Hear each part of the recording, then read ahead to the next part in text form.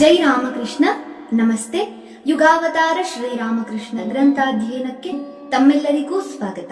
ಸಂಚಿಕೆ 120, ಅಧ್ಯಾಯ 74, ಬೃಂದಾವನದ ಪರಮಾನಂದ. ಶ್ರೀಕೃಷ್ಣನು ಅನಂತ ದಿವ್ಯಾದ್ಭುತ ಲೀಲೆಗಳನ್ನಾಡಿ ಪಾವನಗೊಳಿಸಿದ ಪುಣ್ಯಕ್ಷೇತ್ರ ಬೃಂದಾವನ. ಪರಮ ನಿಸ್ವಾರ್ಥ ಪ್ರೇಮದ ಪ್ರತೀಕಳಾದ ರಾಧೆಯು ಶ್ರೀಕೃಷ್ಣನಿಗಾಗಿ ಪರಿತಪಿಸಿದ ಪುನೀತ ನೆಲವೇ ಬೃಂದಾವನ. ಜೀವಾತ್ಮನು ಪರಮಾತ್ಮನಿಗಾಗಿ ಪರಿತಪಿಸುವುದು, ಪರಮಾತ್ಮನು ಜೀವಾತ್ಮನನ್ನು ಸಾಕೆಂಬಷ್ಟು ದಣಿಸಿ ಕಡೆಗೆ ತನ್ನೆಡೆಗೆ ಸೆಳೆದುಕೊಳ್ಳುವುದು, ಇದು ಅನಾದಿಯಿಂದ ನಡೆದು ಬಂದ ದಿವ್ಯ ಲೀಲೆ. ಈ ದಿವ್ಯ ಲೀಲೆಯನ್ನು ಭಗವಂತ ಶ್ರೀಕೃಷ್ಣ ಇಳೆಯಲ್ಲಿ ಆಡಿ ತೋರಿಸಿದ ದಿವ್ಯ ಧಾಮ ಈ ಬೃಂದಾವನ. ಬೃಂದಾವನದ ಸುತ್ತಮುತ್ತಲಿನ ಒಂದೊಂದು ವಸ್ತುವು, ಒಂದೊಂದು ಸ್ಥಳವೂ ಶ್ರೀಕೃಷ್ಣನ ಒಂದೊಂದು ಲೀಲೆಯಲ್ಲಿ ಭಾಗಿಯಾಗಿದ್ದ ಕಥೆಯನ್ನು ಹೆಮ್ಮೆಯಿಂದ ಹೇಳಿಕೊಳ್ಳುತ್ತಿದೆ. ಬೃಂದಾವನದ ಜೀವನದಿಯಾದ ಯಮುನೆ, ಅದಕ್ಕೆ ಸೇರಿದ ಕಾಳಿಯ ದಮನ ಘಟ್ಟವೇ ಮೊದಲಾದ ಸ್ನಾನ ಸೋಪಾನಗಳು, ರಾಸಲೀಲೆಯನ್ನು ನೆನಪಿಸುವ ನದಿ ಕಿನಾರೆ, ಬಾಲಗೋಪಾಲ ಕೃಷ್ಣನನ್ನು ನೆನಪಿಗೆ ತರುವ ಗೊಲ್ಲರು, ಹುಲ್ಲುಗಾವಲು, ದನ ಕರುಗಳ ಹಿಂಡು, ಅಲ್ಲಲ್ಲಿ ನಲಿದಾಡುವ ಸಾರಂಗ ಮಯೂರಗಳು, ಗೋವಿಂದಜಿ, ಬಾಂಕೆ ಬಿಹಾರಿ ಮೊದಲಾದ ಹಲವಾರು ದೇವಾಲಯಗಳು. ಇಲ್ಲಿ ಬಾಂಕೆ ಬಿಹಾರಿ ಎಂಬುದರ ಮೂಲ ವಂಕ ವಿಹಾರಿ. ವಂಕ ಎಂದರೆ ಡೊಂಕು. ಶ್ರೀಕೃಷ್ಣ ನಿಂತು ಕೊಳಲೂದುವ ಚಿತ್ರವನ್ನು ನೋಡಬೇಕು. ಕತ್ತು, ಸೊಂಟ ಮತ್ತು ಒಂದು ಕಾಲು ಬಾಗಿಕೊಂಡಿರುತ್ತದೆ. ಹೀಗೆ ತ್ರಿಭಂಗಿಯಲ್ಲಿ ನಿಂತಿರುವ ಕೃಷ್ಣನಿಗೆ ಬಾಂಕೆ ಬಿಹಾರಿ ಎಂಬ ಹೆಸರು. ದೂರದಲ್ಲಿ ಶ್ರೀಕೃಷ್ಣ ಎತ್ತಿಟ್ಟ ಗೋವರ್ಧನ ಬೆಟ್ಟ, ಶ್ಯಾಮಕುಂಡ, ರಾಧಾಕುಂಡಗಳೆಂಬ 2 ಪವಿತ್ರ ಸರೋವರಗಳು. ಇಂಥ ಸುಂದರ ಬೃಂದಾವನಕ್ಕೆ ಆಗಮಿಸಿತು ಯಾತ್ರಿಕ ವೃಂದ. ಇಲ್ಲಿ ವಾಸಕ್ಕಾಗಿ ನಿಧುವನ ಎಂಬಲ್ಲಿ ಒಂದು ಮನೆಯನ್ನು ಗೊತ್ತುಪಡಿಸಿಕೊಳ್ಳಲಾಯಿತು. ಮಥುರಾ ಈ ಬೃಂದಾವನದಲ್ಲಿಯೂ ರಾಜಯೋಗ್ಯವಾದ ರೀತಿಯಲ್ಲಿ ನಡೆದುಕೊಂಡ. ಕಾಶಿಯಲ್ಲಿ ಮಾಡಿದಂತೆ ಇಲ್ಲಿಯೂ ಧಾರಾಳವಾಗಿ ದಾನ ಕಾರ್ಯ ಮಾಡಿದ. ತನ್ನ ಹೆಂಡತಿ ಜಗದಂಬಾ ದಾಸಿಯೊಡನೆ ಅವನು ಅಲ್ಲಿನ ದೇವಾಲಯಗಳನ್ನೆಲ್ಲ ಸಂದರ್ಶಿಸಿದ. ಪ್ರತಿಯೊಂದು ದೇವಾಲಯಕ್ಕೂ ಕೆಲವು ಚಿನ್ನದ ನಾಣ್ಯಗಳನ್ನು ಕಾಣಿಕೆಯಾಗಿ ಸಮರ್ಪಿಸಿದ. ಮಥುರಾ ಈ ರೀತಿಯ ದಾನ ಧರ್ಮದಿಂದ, ವೈಭವ ಪ್ರದರ್ಶನದಿಂದ ತೃಪ್ತಿಪಟ್ಟರೆ ಶ್ರೀರಾಮಕೃಷ್ಣರದು ಇನ್ನೊಂದು ಬಗೆಯ ಆನಂದ. ಹಿಂದೆ ಮಧುರ ಭಾವದ ಸಾಧನೆಯ ಪರಾಕಾಷ್ಠೆಯನ್ನು ಮುಟ್ಟಿದ್ದ ಅವರೊಳಗೆ ಈಗ ಆ ಭಾವ ಮತ್ತೊಮ್ಮೆ ಒತ್ತರಿಸಿ ಬಂದಿತು. ಎಲ್ಲಿ ನೋಡಿದರಲ್ಲಿ ಶ್ರೀಕೃಷ್ಣನ ದಿವ್ಯ ಲೀಲೆ. ಆದರೆ ಆ ಲೀಲಾ ನಾಟಕದ ಸೂತ್ರಧಾರನೆಯಲ್ಲಿ ಎಲ್ಲಿ ಆ ಕೃಷ್ಣ? ತಮ್ಮಲ್ಲುಂಟಾದ ಆ ವಿರಹ ವೇದನೆಯನ್ನು ಶ್ರೀರಾಮಕೃಷ್ಣರು ಮುಂದೊಮ್ಮೆ ಹೀಗೆ ಬಣ್ಣಿಸುತ್ತಾರೆ. ದೇವಾಲಯದಲ್ಲಿ ಬಾಂಕೆ ಬಿಹಾರಿಯನ್ನು ಕಂಡೊಡನೆಯೇ ನನ್ನೊಳಗೆ ಭಾವಗಳು ಸ್ಫೋಟಗೊಂಡು ಅವನನ್ನು ಅಪ್ಪಿಕೊಳ್ಳಲು ಧಾವಿಸಿದೆ. ಕಾಳಿಯ ದಮನ ಘಟ್ಟದ ನೋಟ ಮಾತ್ರದಿಂದಲೇ ಭಾವೋತ್ಕರ್ಷಿತನಾಗುತ್ತಿದ್ದೆ. ಮಗುವಿಗೆ ಸ್ನಾನ ಮಾಡಿಸುವಂತೆ ಹೃದಯ ನನಗೆ ಸ್ನಾನ ಮಾಡಿಸುತ್ತಿದ್ದ. ಸಂಜೆಯ ಹೊತ್ತು ನದಿಯ ಮಳಲ ದಂಡೆಯ ಮೇಲೆ ಒಂದಿಷ್ಟು ಅಡ್ಡಾಡುತ್ತಿದ್ದೆ. ಅಲ್ಲಿ ಬೋರೆ ಹಣ್ಣಿನ ಮರಗಳ ಮಧ್ಯೆ ಸಣ್ಣ ಪರ್ಣಕುಟೀರಗಳಿದ್ದವು. ಒಂದು ಸಂಜೆ ದನಗಳ ಹಿಂಡೊಂದು ಗೋಮಾಳದಿಂದ ಹಿಂದಿರುಗುತ್ತಿರುವುದನ್ನು ಕಂಡೆ. ಗೋವುಗಳೊಂದಿಗೆ ಗೋಪಾಲಕರು ನದಿಯ ಮೂಲಕ ನಡೆದು ಬರತೊಡಗಿದರು. ತಕ್ಷಣ ನನಗೆ ಶ್ರೀಕೃಷ್ಣನ ಸ್ಮರಣೆಯಾಯಿತು. ಭಾವೋನ್ಮತ್ತನಾಗಿ ನಾನು ಎಲ್ಲಿರುವನು ಆ ಕೃಷ್ಣ? ಓಹ್, ಎಲ್ಲಿ ನನ್ನ ಕೃಷ್ಣ ಎಂದು ಕೂಗುತ್ತಾ ಓಡಿದೆ. ನನಗೆ ಶ್ಯಾಮಕುಂಡ, ರಾಧಾಕುಂಡಗಳನ್ನು ನೋಡುವ ಬಯಕೆಯಾಯಿತು. ಮಥುರಾ ನನ್ನನ್ನು ಪಲ್ಲಕ್ಕಿಯಲ್ಲಿ ಕಳಿಸಿಕೊಟ್ಟ. ಅದು ದೂರದ ಪಯಣ. ಆದ್ದರಿಂದ ದಾರಿಯಲ್ಲಿ ತಿನ್ನುವುದಕ್ಕಾಗಿ ತಿನಿಸುಗಳನ್ನು ಕಟ್ಟಿಕೊಟ್ಟಿದ್ದರು. ಗೋವರ್ಧನಗಿರಿಯನ್ನು ನೋಡಲು ಪಲ್ಲಕ್ಕಿಯಿಂದ ಇಳಿದೆ. ಅದನ್ನು ನೋಡಿದೆನೋ ಇಲ್ಲವೋ, ಆವೇಶಭರಿತನಾಗಿ ಒಂದೇ ಓಟಕ್ಕೆ ತುದಿಯನ್ನು ತಲುಪಿ ಬಾಹ್ಯ ಪ್ರಜ್ಞಾಶೂನ್ಯನಾಗಿ ನಿಂತೆ. ಅಲ್ಲಿನ ಜನ ನನ್ನನ್ನು ಕೆಳಕ್ಕೆ ತಂದರು. ಶ್ಯಾಮಕುಂಡ, ರಾಧಾಕುಂಡಕ್ಕೆ ಹೋಗುವ ದಾರಿಯಲ್ಲಿ ನಾನು ಕೃಷ್ಣ ಲೀಲೆಗಳ ಸ್ಮರಣೆಗಳೇ ತುಂಬಿರುವ ಹುಲ್ಲು ಬಯಲುಗಳನ್ನು, ಹರಿದ್ವರ್ಣದ ವನರಾಜಿಯನ್ನು, ಪಕ್ಷಿಗಳನ್ನು, ಜಿಂಕೆಗಳನ್ನು ಕಂಡು ತಡೆದುಕೊಳ್ಳಲಾರದೆ ಹೋದೆ. ಕಣ್ಣಿನಿಂದ ಅಶ್ರುಧಾರೆ ಹರಿದು ಬಟ್ಟೆಯನ್ನೆಲ್ಲ ತೋಯಿಸಿತು. ನಾನೆಂದುಕೊಂಡೆ, ಓ ಕೃಷ್ಣ, ಇಲ್ಲಿ ನಿನ್ನ ಸಂಬಂಧದಿಂದಾಗಿ ಪುನೀತವಾದ ಎಲ್ಲ ವಸ್ತುಗಳೂ ಇವೆ. ಆದರೆ ನಿನ್ನನ್ನು ಮಾತ್ರ ಕಾಣೆನಲ್ಲ. ಮನಸ್ಸಿನಲ್ಲಿ ಇಷ್ಟು ತೀವ್ರವಾದ ತುಮುಲವಿದ್ದರೂ ನನ್ನ ಬಾಯಿಂದ ಮಾತ್ರ ಒಂದು ಶಬ್ದವೂ ಹೊರಡಲಿಲ್ಲ. ನಾನಾಗ ಪಲ್ಲಕ್ಕಿಯಲ್ಲಿ ಕುಳಿತಿದ್ದೆ. ಅದನ್ನು ಹೊತ್ತಿದ್ದವರಿಗೆ ನಿಲ್ಲಿಸಿ ಎಂದು ಹೇಳಲೂ ನನ್ನಿಂದಾಗಲಿಲ್ಲ. ಹೃದಯ ಹಿಂದೆಯೇ ಬರುತ್ತಿದ್ದ. ಗಮನವಿಟ್ಟು ಜಾಗ್ರತೆಯಿಂದ ಹೋಗಬೇಕು ಎಂದು ಪಲ್ಲಕ್ಕಿಯವರಿಗೆ ಎಚ್ಚರಿಕೆ ಕೊಟ್ಟಿದ್ದ. ಶ್ಯಾಮಕುಂಡ, ರಾಧಾಕುಂಡಗಳಲ್ಲಿ ಸಾಧುಗಳು ತ್ರಿಕೋನಾಕಾರದ ಪುಟ್ಟ ಕುಟೀರಗಳಲ್ಲಿ ಕುಳಿತು ಧ್ಯಾನ ಜಪ ಮಾಡುತ್ತಿದ್ದರು. ಅವರು ಹೊರಗಿನ ಜನರು ಕಣ್ಣಿಗೆ ಬೀಳಬಾರದೆಂದು ಬಾಗಿಲಿಗೆ ಬೆನ್ನು ಮಾಡಿ ಕುಳಿತಿದ್ದರು. ಶ್ರೀರಾಮಕೃಷ್ಣರಿಗೆ ನಿಧುವನ, ಗೋವರ್ಧನ ಮೊದಲಾದ ಕ್ಷೇತ್ರಗಳು ಬೃಂದಾವನಕ್ಕಿಂತಲೂ ಹೆಚ್ಚು ಪ್ರಿಯವಾದವು. ಶ್ರೀಕೃಷ್ಣನನ್ನು, ರಾಧೆಯನ್ನು ನಾನಾ ಭಾವ ಸಾಧನೆಗಳಿಂದ ದರ್ಶನ ಮಾಡಿದ ಅವರಿಗೆ ಈ ಕ್ಷೇತ್ರಗಳಲ್ಲಿ ವಿಶೇಷವಾದ ಪ್ರೇಮ ಉದಿಸಿತ್ತು. ಅವರು ಎಲ್ಲ ಸ್ಥಳಗಳನ್ನೂ ಮನದಣಿಯೇ ನೋಡಲು ಅನುಕೂಲವಾಗುವಂತೆ ಮಥುರ ಸರ್ವ ವ್ಯವಸ್ಥೆಯನ್ನೂ ಮಾಡಿದ. ದೇವಸ್ಥಾನಗಳಿಗೆ ಕಾಣಿಕೆ ಹಾಕಲು ಹಾಗೂ ಬಡಬಗ್ಗರಿಗೆ ದಾನ ಮಾಡಲು ಪಲ್ಲಕ್ಕಿಯಲ್ಲಿ ಅವರ ಪಕ್ಕದಲ್ಲೇ ಒಂದು ಬಟ್ಟೆ ಹಾಸಿ ದುಡ್ಡನ್ನು ಸುರಿದು ಕಳಿಸುತ್ತಿದ್ದ. 2 ಆಣೆ, 4 ಆಣೆ, 8 ಆಣೆ, 1 ರೂಪಾಯಿ ಮುಂತಾದ ನಾಣ್ಯಗಳನ್ನು ಬೇರೆ ಬೇರೆಯಾಗಿ ಪೇರಿಸಿರುತ್ತಿತ್ತು. ಆದರೆ ಆ ಸ್ಥಳಗಳಿಗೆ ಹೋಗುತ್ತಲೇ ಶ್ರೀರಾಮಕೃಷ್ಣರು ಆಯಾ ಭಾವದಿಂದ ಉನ್ಮತ್ತರಾಗಿ ಬಿಡುತ್ತಿದ್ದರು. ಆಗ ಹಣವನ್ನು ಕೈಯಿಂದೆತ್ತಿ ದಾನ ನೀಡಲು ಅವರಿಗೆ ಆಗುತ್ತಲೇ ಇರಲಿಲ್ಲ. ಆದ್ದರಿಂದ ಆ ಬಟ್ಟೆಯ ಅಂಚನ್ನು ಹಿಡಿದು ಭಿಕ್ಷುಕರ ಮುಂದೆ ಅದನ್ನು ಚೆಲ್ಲುತ್ತಾ ಹೋಗುತ್ತಿದ್ದರು. ಬೃಂದಾವನದಲ್ಲಿ ಶ್ರೀರಾಮಕೃಷ್ಣರಿಗೆ ಈ ಎಲ್ಲ ಕ್ಷೇತ್ರಗಳಿಗಿಂತಲೂ ಹೆಚ್ಚಿನ ಆನಂದವನ್ನು, ಸಂತೃಪ್ತಿಯನ್ನು ತಂದುಕೊಟ್ಟ ಸಂಗತಿ ಎಂದರೆ ಗಂಗಾಮಾತೆಯ ದರ್ಶನ, ಆಕೆಯ ಮಧುರ ಸಹವಾಸ. ಗಂಗಾಮಾತೆ ಈಕೆ ನಿಧುವನದಲ್ಲಿ ನೆಲೆಸಿದ್ದ ಓರ್ವ ಶ್ರೇಷ್ಠ ತಪಸ್ವಿನಿ, ಮಧುರ ಭಾವ ಸಾಧಕಿ. ವಯಸ್ಸು 60ಕ್ಕೂ ಮೀರಿತ್ತು.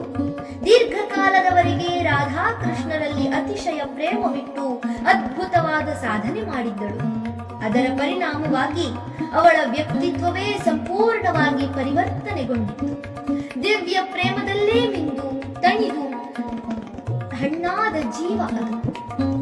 ಇದನ್ನು ಕಂಡ ಜನ ಈಕೆ ರಾಧೆಯ ಪ್ರಧಾನ ಸಖಿಯಾದ ಲಲಿತೆಯ ಅವತಾರವೆಂದು ನಂಬಿದ್ದರು. ಲೋಕಕ್ಕೆ ಆ ದಿವ್ಯ ಪ್ರೇಮವನ್ನು ಮತ್ತೊಮ್ಮೆ ಬೋಧಿಸಿ ಪ್ರಚುರಗೊಳಿಸುವುದಕ್ಕಾಗಿಯೇ ಗಂಗಾ ಮಾತೆಯಾಗಿ ಜನ್ಮವೆತ್ತಿದ್ದಾಳೆ ಎಂದು ಮಾತನಾಡಿಕೊಳ್ಳುತ್ತಿದ್ದರು. ಶ್ರೀರಾಮಕೃಷ್ಣ ಗಂಗಾ ಮಾತೆಯರಿಗೆ ಪರಸ್ಪರರ ಮಹಿಮೆ ಮಹಾತ್ಮೆಗಳನ್ನು ಗುರುತಿಸಲು ಹೆಚ್ಚು ಹೊತ್ತು ಬೇಕಾಗಲಿಲ್ಲ. ಹಿಂದೆ ರಾಧೆಯಲ್ಲಿ ಯಾವ ಅತ್ಯಪೂರ್ವ ಮಹಾಭಾವವು ಪ್ರಕಾಶಗೊಂಡಿತ್ತೋ ಅದು ಶ್ರೀರಾಮಕೃಷ್ಣರಲ್ಲಿ ವ್ಯಕ್ತಗೊಂಡಿರುವುದನ್ನು ಗಂಗಾ ಮಾತೆ ಅವರ ದರ್ಶನ ಮಾತ್ರದಿಂದಲೇ ಕಂಡುಹಿಡಿದಳು. ಅವಳಿಗೆ ಅದರಿಂದಾದ ಆಶ್ಚರ್ಯ, ಆನಂದ ಅಷ್ಟಿಷ್ಟಲ್ಲ.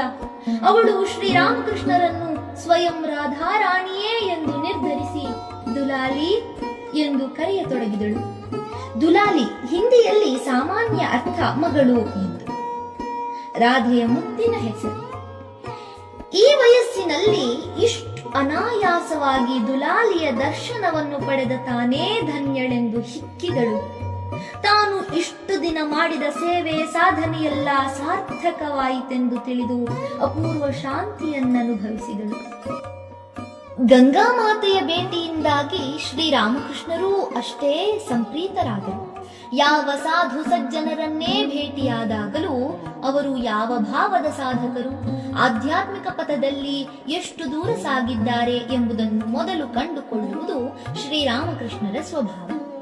ಅವರು ಹೃದಯನಿಗೆ ಗಂಗಾ ಮಾತೆಯ ವಿಶೇಷ ದೇಹ ಲಕ್ಷಣಗಳನ್ನು ತೋರಿಸಿ ಇವಳು ಬಹಳ ಉನ್ನತಾವಸ್ಥೆಗೇರಿದವಳು ಎಂದರು. ಪರಮ ಪ್ರೇಮ ಭಕ್ತಿಗಳಿಂದಾಗಿ ಅವಳ ಸುತ್ತ ಮಾಧುರ್ಯದ ವಾತಾವರಣವೊಂದು ನಿರ್ಮಾಣಗೊಂಡಿತ್ತು. ಈ ಮಾಧುರ್ಯದ ಪರಿಮಳಕ್ಕೆ ಶ್ರೀರಾಮಕೃಷ್ಣರು ಮನಸೋತು ಮುಗ್ಧರಾದರು. ಅವಳು ತಮಗೆ ಚಿರಪರಿಚಿತಳೋ ಎಂಬಂತೆ ಎಲ್ಲವನ್ನೂ ಮರೆತು ಅವಳ ಆಶ್ರಮದಲ್ಲೇ ಇರತೊಡಗಿದಳು. ಅವರಿಗೆ ಆಕೆಯ ಸಾನ್ನಿಧ್ಯ ಎಷ್ಟು ಆನಂದವಿತ್ತಿತೆಂದರೆ ತಾವಿನ್ನು ಈ ಸ್ಥಳವನ್ನು ಬಿಟ್ಟು ಎಲ್ಲಿಗೂ ಹೋಗುವುದಿಲ್ಲ ಎಂದು ನಿಶ್ಚಯಿಸಿ ಬಿಟ್ಟರು. ಶ್ರೀರಾಮಕೃಷ್ಣರ ಈ ಭಾವವನ್ನು ಕಂಡು ಮಥುರನಿಗೆ ಹೇಗೆನ್ನಿಸಿರಬೇಡ. ಇವರಿನ್ನು ದಕ್ಷಿಣೇಶ್ವರಕ್ಕೆ ಬರಲಾರರು ಎಂದು ಅನ್ನಿಸಿದಾಗ ಅವನು ತಲ್ಲಣಿಸಿದ. ಪಾಪ, ಅದು ಸಹಜವೇ. ಆದರೆ ಅವನು ಆ ಬಗ್ಗೆ ಹೆಚ್ಚು ಚಿಂತಿಸಬೇಕಾಗಿ ಬರಲಿಲ್ಲ. ಕೆಲ ದಿನಗಳಲ್ಲೇ ಶ್ರೀರಾಮಕೃಷ್ಣರು ಎಲ್ಲರೂ ಚಕಿತರಾಗುವಂತೆ ತಮ್ಮ ನಿರ್ಧಾರವನ್ನು ಬದಲಿಸಿಬಿಟ್ಟರು. ನಿಜಕ್ಕೂ ಅವರಿಗೆ ಬೃಂದಾವನದ ಮೇಲಿನ ಆಕರ್ಷಣೆ ಎಷ್ಟು ಪ್ರಬಲವಾಗಿತ್ತೆಂದರೆ ದಕ್ಷಿಣೇಶ್ವರದ ಯಾವ ಆಕರ್ಷಣೆಯೂ ಅದರ ಮುಂದೆ ನಿಲ್ಲಲಿಲ್ಲ. ಆದರೆ ಒಂದು ದಿನ ಇದ್ದಕ್ಕಿದ್ದಂತೆ ಅವರಿಗನ್ನಿಸಿತು, ತಾವಿಲ್ಲೇ ಉಳಿದುಕೊಂಡು ಬಿಟ್ಟರೆ ತಮ್ಮ ತಾಯಿಯ ಗತಿ ಏನು?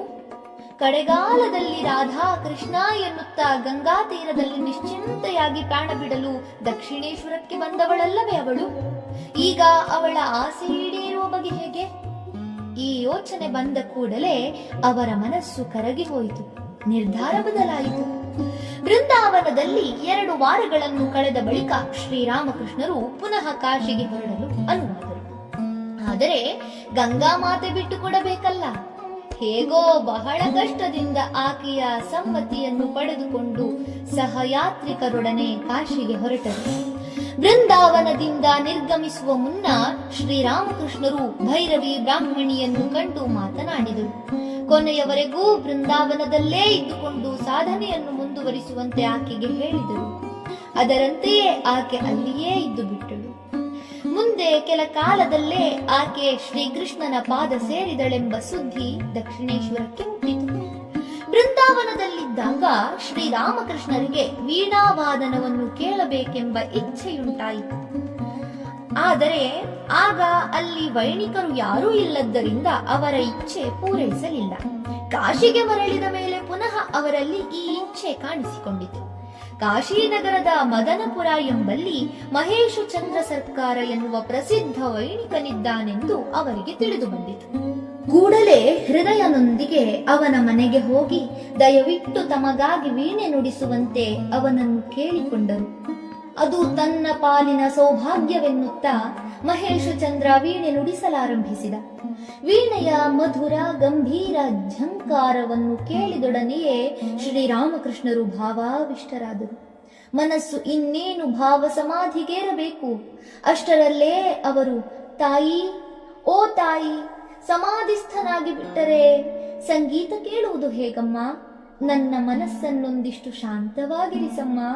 ನಾನು ವೀಣಾನಾದವನ್ನು ಸರಿಯಾಗಿ ಆಲಿಸಬೇಕು ಎಂದು ಬೇಡಿಕೊಂಡರು. ಆ ಬಳಿಕವೇ ಅವರು ಬಾಹ್ಯ ಪ್ರಜ್ಞೆಯಲ್ಲಿ ಉಳಿಯಲು ಸಮರ್ಥರಾದದ್ದು.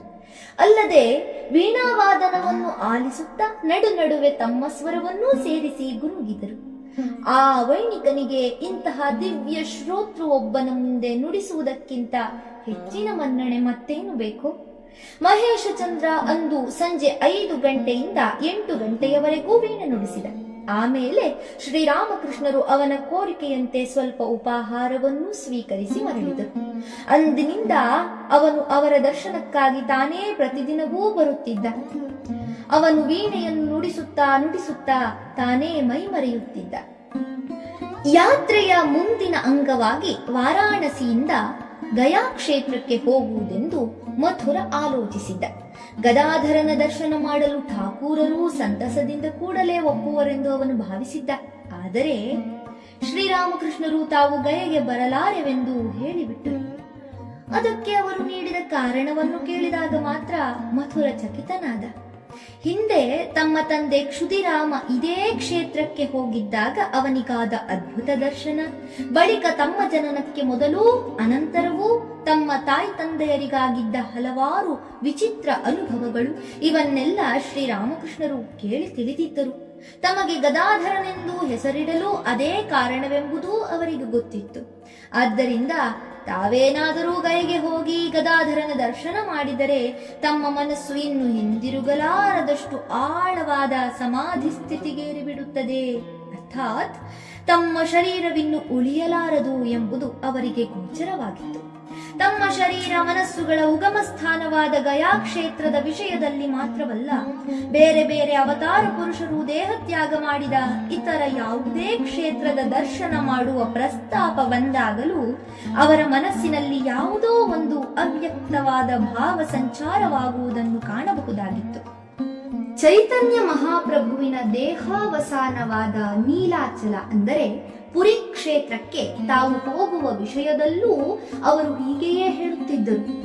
ಅವರು ಹೀಗೆನ್ನುತ್ತಿದ್ದುದು ಕೇವಲ ತಮ್ಮ ಬಗ್ಗೆ ಮಾತ್ರವಲ್ಲ, ಮುಂದೆ ಅವರು ತಮ್ಮ ಬಳಿಗೆ ಬರುತ್ತಿದ್ದ ಭಕ್ತರನ್ನು, ಶಿಷ್ಯರನ್ನು ಭಾವದೃಷ್ಟಿಯಿಂದ ನೋಡಿ ಅವರಲ್ಲಿ ಕೆಲವರನ್ನು ಇವನು ಇಂತಹ ದೇವತೆಯ ಅಂಶ ಸಂಭೂತನಾದವನು ಎಂದು ಗುರುತಿಸುತ್ತಿದ್ದರು ಮತ್ತು ಅಂಥವರಿಗೆ ಆಯಾ ದೇವತೆಗಳಿಗೆ ಸಂಬಂಧಿಸಿದ ವಿಶೇಷ ಕ್ಷೇತ್ರಗಳಿಗೆ ಹೋಗದಂತೆ ಇದೇ ಕಾರಣಕ್ಕಾಗಿ ನಿಷೇಧಿಸುತ್ತಿದ್ದರು.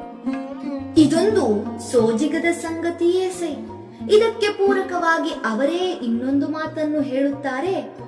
ಯಾವುದೇ ಸ್ಥಳದಿಂದ, ವಸ್ತುವಿನಿಂದ ಅಥವಾ ವ್ಯಕ್ತಿಯಿಂದ ದಿವ್ಯತೆಯ ಪ್ರಕಾಶವೊಂದು ಮೂಡಿ ಬಂದಿದ್ದರೆ ಆ ಪ್ರಕಾಶವೊಂದು ತನ್ನ ಮೂಲ ಸ್ಥಾನವನ್ನು ಪುನಃ ಸಮೀಪಿಸಿದಾಗ ಅದರಲ್ಲಿಯೇ ಲಯ ಹೊಂದುತ್ತದೆ ಎಂದು ಉಪನಿಷತ್ತು ಹೇಳುತ್ತದೆ. ಜೀವಾತ್ಮನ ಉಗಮ ಪರಮಾತ್ಮನಿಂದಲೇ. ಅದೇ ಜೀವಾತ್ಮನು ಸಾಧನೆ ಮಾಡುತ್ತಾ ಪರಮಾತ್ಮನನ್ನು ಸಮೀಪಿಸಿದಾಗ ಅವನಲ್ಲೇ ವಿಲೀನಗೊಳ್ಳುತ್ತಾನೆ ಎಂದು. ಈ ಮಾತು ಶ್ರೀರಾಮಕೃಷ್ಣರ ಹೇಳಿಕೆಗೆ ಪುಷ್ಟಿ ಕೊಡುತ್ತದೆ. ಈ ವಿವರಣೆಗಳೇನೇ ಇರಲಿ, ತಾವು ಗಯೆಗೆ ಹೋದರೆ ಮರಳಿ ಬರುವುದು ಅಸಾಧ್ಯ ಎಂಬ ಅವರ ಮಾತನ್ನು ಮಥುರ ಎಷ್ಟರ ಮಟ್ಟಿಗೆ ಅರ್ಥ ಮಾಡಿಕೊಂಡನೋ ಗೊತ್ತಿಲ್ಲ. ಆದರೆ ಗಯಾ ಯಾತ್ರೆಯ ಯೋಜನೆಯನ್ನು ಮಾತ್ರ ಕೂಡಲೇ ರದ್ದುಗೊಳಿಸಿದ.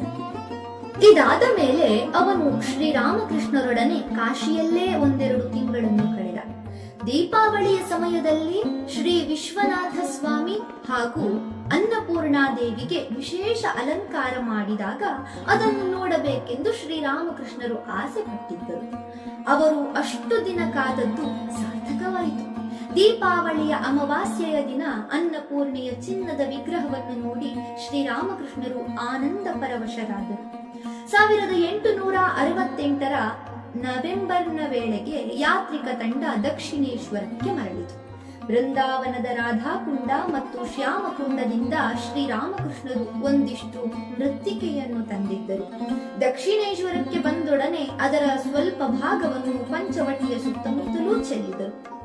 ಉಳಿದುದನ್ನು ತಮ್ಮ ಸಾಧನಾ ಕುಟೀರದಲ್ಲಿ ಕೈಯಾರೆ ಹುಗಿದಿಟ್ಟು ಇಂದಿನಿಂದ ಈ ಸ್ಥಳವು ಬೃಂದಾವನದಂತೆಯೇ ಪುಣ್ಯಕ್ಷೇತ್ರವಾಯಿತು ಎಂದರು. ಕೆಲವು ದಿನಗಳ ಮೇಲೆ ಶ್ರೀರಾಮಕೃಷ್ಣರು ಮಥುರನಿಗೆ ಹೇಳಿ ಸಂಪ್ರದಾಯದಂತೆ ಯಾತ್ರೆಯ ಸಮಾಪ್ತಿ ಸೂಚಕವಾಗಿ ಒಂದು ಸಮಾರಾಧನೆಯನ್ನು ಏರ್ಪಡಿಸಿದರು. ನಾನಾ ಸ್ಥಳಗಳಿಂದ ವೈಷ್ಣವ ಗೋಸ್ವಾಮಿಗಳನ್ನು, ಭಕ್ತರನ್ನು ಆಮಂತ್ರಿಸಿ ಪಂಚವಟಿಯ ಬಳಿ ಭೋಜನವನ್ನು ನೀಡಿದರು. ಮಥುರನು ಪ್ರತಿಯೊಬ್ಬ ಗೋಸ್ವಾಮಿಗೆ 16 ರೂಪಾಯಿಗಳಂತೆಯೂ ಭಕ್ತಾದಿಗಳಿಗೆ 1 ರೂಪಾಯಿಯಂತೆಯೂ ದಕ್ಷಿಣೆ ನೀಡಿದ. ಧನ್ಯವಾದಗಳು. ಇಂದಿಗೆ ಅಧ್ಯಾಯ 74 ಸಂಪೂರ್ಣವಾಯಿತು.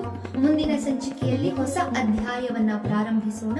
ಓಂ ಶಾಂತಿ ಶಾಂತಿ ಶಾಂತಿ. ಹರಿ ಓಂ ತತ್ಸತ್. ಶ್ರೀರಾಮಕೃಷ್ಣಾರ್ಪಣಮಸ್ತು. ಸರ್ವೇ ಜನ ಸುಖಿನೋ ಭವಂತು. ಜೈ ಶ್ರೀಮಾತೆ.